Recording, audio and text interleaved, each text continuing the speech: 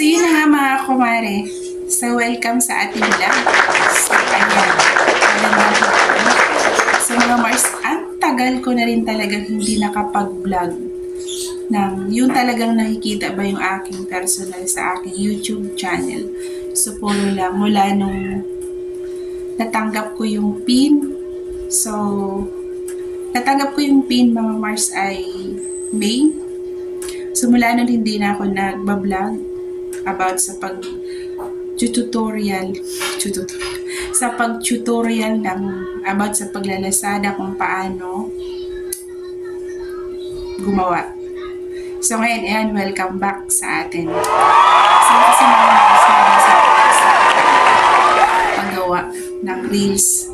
So di ba mga Mars, alam naman natin na patok ngayon.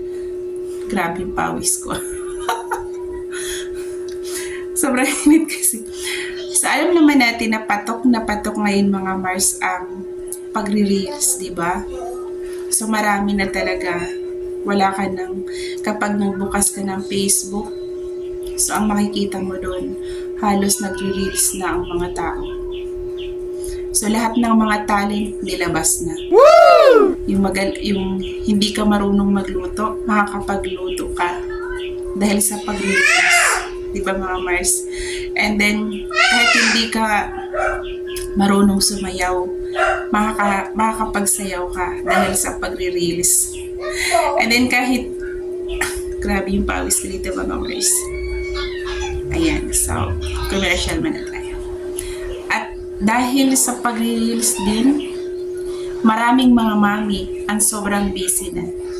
So, mas inuuna pa ang kasi ako danas ko, no? Ako, diba? Ako bilang ako.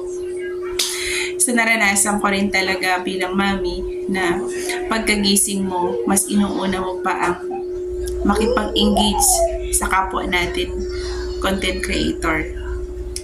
And then, kasi ako mga Mars, ganun na ginagawa ko mga kumari. So, minsan nakakalimutan ko pagkagising ko na dapat magpasalamat tayo kay Lord. Hindi ko na nagagawa. Diba mga Mars? Dahil sa Reels. Ito kasi si Lolo Meta talaga naman. Pati yung ating mga personal na account. Inopen na yan. Dati page lang po yan. Kaya talaga namang nagputukan na talaga ang paggawa ng Reels. Kahit hindi marunong kumanta, natutong kumanta. Dahil sa pag-Reels, mga Mars. Although mga Mars kasi dito nga, siyempre tayo, kailangan natin sumabay sa uso. Diba? Kailangan nating sumabay. Siyempre magpapaiwan pa ba tayo? Siyempre sasama tayo sa mga daloy ng malay mo nga, sisika tayo. Hindi na ako nagkahangad ng mga Mars. So, ang gusto ko lang extra income. Sa panahon ngayon, kailangan natin meron tayong extra income. Kasi ang hirap na po, di ba? Danas nating mga mami ang 1K FAW. So parang 1,000 na lang yan. Kaya ang hirap bilang nanay na nagbabudget ka. So kailangan talaga ngayon sa mag-asawa mga Mars, tulungan tayo. Kasi hindi habang buhay ang mga anak natin, bata lang yan. After mga year, so magsisilakihan na yan. Diba mga Mars? Cut na natin. So ayan, welcome sa atin ulit. So nag-commercial lang tayo, no? So, sa pag-reels mga kumari, marami tayong pagdadaanan. Pag nag-vlog ka, marami ka talagang pagdadaanan na dapat walang masama pong mag-vlog. Yung mayayaman nga nangarap. So tayo pang mahihirap. Diba? Sumabay tayo. Kasi ako nag-vlog ako dahil ako mahiyain ako sa camera mga Mars. Hindi ako talaga dahil sa may pangarap ako unang-una sa aking mga anak. So nangangarap ako. Siyempre mabigyan sila ng magandang buhay na maibigay lahat ng gusto ko. So, number 1 na dyan mga kumari, no? Yung gusto ko rin. na makapunta ako kahit saang lugar. Kasi mga Mars, honest na tayo. Aminin na natin na kapag sa company ka lang nagtatrabaho, hindi mo magagawa ang pumunta sa ibang lugar. Kasi, kumbaga ang sahod na ating mga asawa ay kasya lang. So, lalo na kapag ikaw ay nangupahan, pagkain, pag-aaral ng mga anak. So, and then, ano ba dito? Sa pag-aaral ng mga anak natin. And then, bayad ng kuryente. So, hindi na natin mga Mars. Ako kasi mga Mars, hindi ako mahilig mamili ng, ako simple lang, pero parang enjoy ako kapag nakarating ako sa ibang lugar. So, yun po yung pinakagusto ko, yung bonding family. Ayan, diba?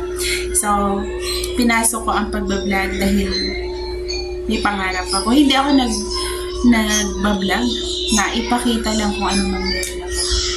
So, sa paggawa ng reels mga Mars, so dapat araw-araw ako dito updated. So, hindi po yung mag-upload ka ngayon and then mga susunod na araw, hindi. Ang ingay ng anak ko. And then sa mga susunod pa na araw, saka ako mag-upload. So, dito kasi si Lolo Meta laging every week. So, nag-update siya kung tayo ba ay updated sa kanya, mga Mars. Ganon. Sa larangan ng pagbablog. So, kailangan updated ka lagi kay Lolo Meta. Diba? Hindi lang po yung kung kailan mo lang gusto saka ka mag-reels. So, dapat araw-araw tayo gumagawa. Kapag pinasok natin ang mundo ng pagbablog, so dapat handa tayo. Dito number 1, kailangan marunong kang makipagkaibigan sa kapwa natin content creator. So, makipag-engage. Ako mga Mars, marami na akong kaibigan. Sa social media. So, mula nang nag-vlog ako, so ang dami ko ng kaibigan talaga mga Mars. So, ito mga Mars sa susunod ko na, kasi ang gagawin ko na sa mag-tutorial ako about sa susunod ko na pag-vlog sa YouTube ko channel, ituturo ko naman sa inyo kung papaano tayo kung anong kaibahan ng YouTube channel at saka Facebook, kung alin ang mas madali. Sa mga Mars, kapag nagustuhan niyo yung aking content, so pa-share, pa-like, pa-comment, and then pa-subscribe na rin. So, salamat po, and magandang buhay sa ating lahat. So, tuloy lang sa mga pangarap natin. Bye-bye! See you next vlog.